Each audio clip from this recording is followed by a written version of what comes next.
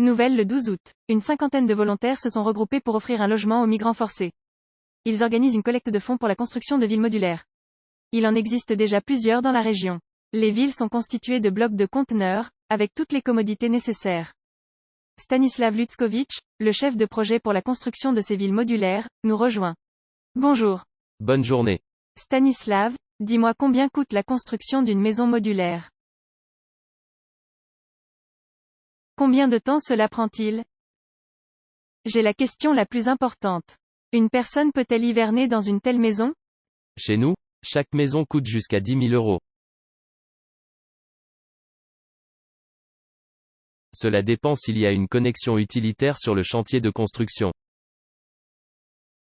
Faut-il les faire? Nous parlons d'eau, d'électricité, d'égout, etc. Ces maisons que nous plaçons dans des camps pour personnes déplacées. Ils conviennent à une utilisation toute l'année. Derrière moi, vous pouvez voir qu'un quart du règlement a été achevé. Par contre, nous sommes déjà en train de terminer le second. Vous pouvez vivre aussi bien en été qu'en hiver. Une autre question importante.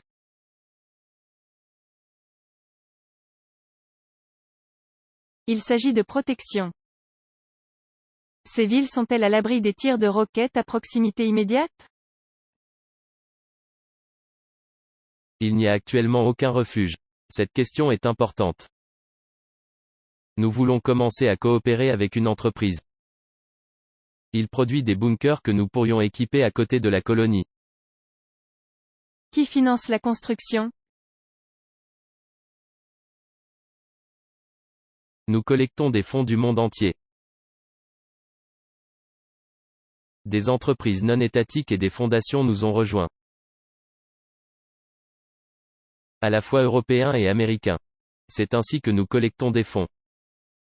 Nous collectons actuellement des fonds pour notre projet Léostat pour les prochaines colonies.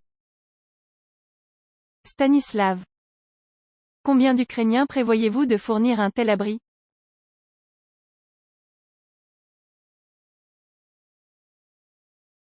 Le besoin est très grand. Nous sommes maintenant dans la région de Lviv.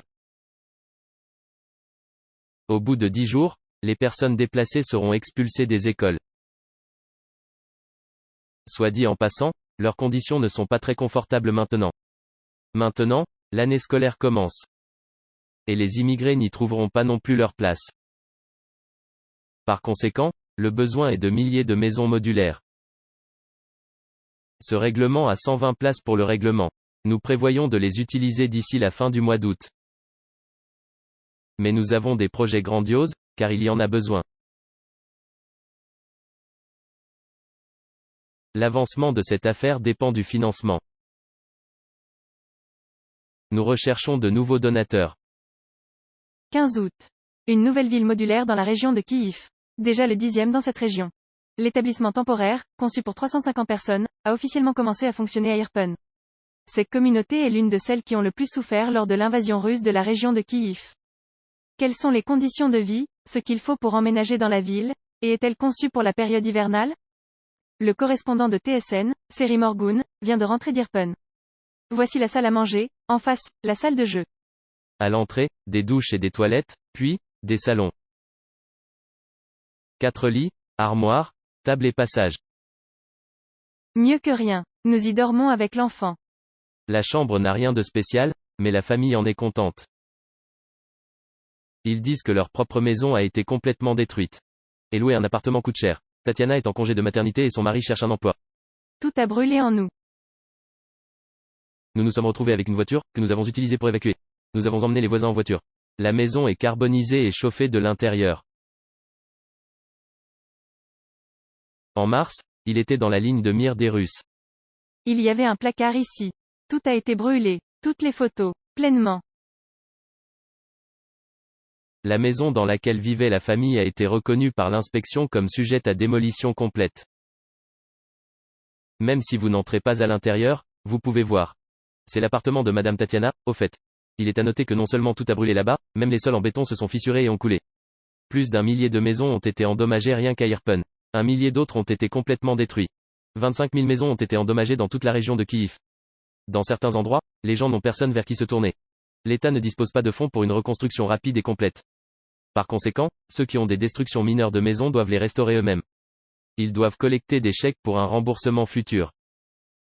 Et pour ceux qui ont tout détruit, l'une des solutions consiste à vivre dans des villes modulaires, qui sont des logements temporaires. La Pologne aide activement l'Ukraine dans cette affaire.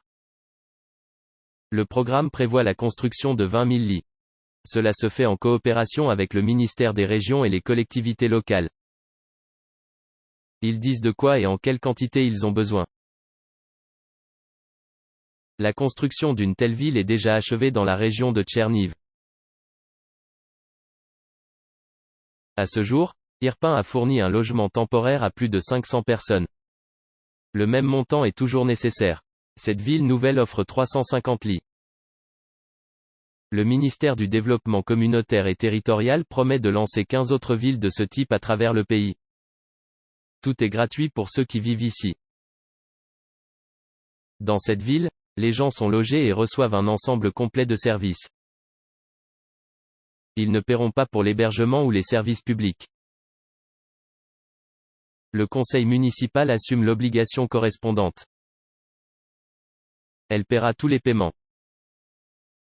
Par conséquent, les gens vivront ici gratuitement. Nous prévoyons toujours d'ouvrir une cantine à part entière. L'hivernage est l'une des questions les plus fréquentes, les modules résistent-ils au gel? Les chambres et les couloirs sont équipés de radiateurs électriques. Les responsables de la ville disent qu'ils comprennent que cela peut ne pas suffire. Ils promettent de communiquer avec les résidents et de trouver des moyens d'améliorer les conditions de vie.